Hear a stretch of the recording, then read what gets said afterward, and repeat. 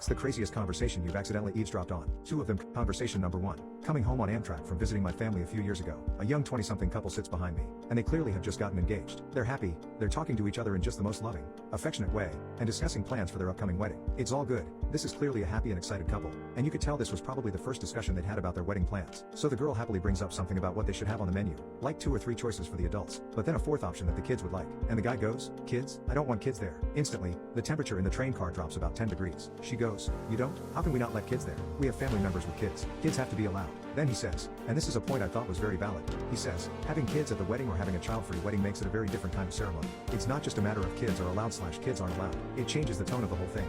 Which, actually I agree with. I'm not married, but I've been to plenty of weddings that were kid-free and some that were kids allowed, and they were both very different. The train ride was 3.5 hours, and the conversation just got worse and worse the whole way. Again, to give the prospective groom credit, he stayed very calm and tried to be rational about it. She went from glowingly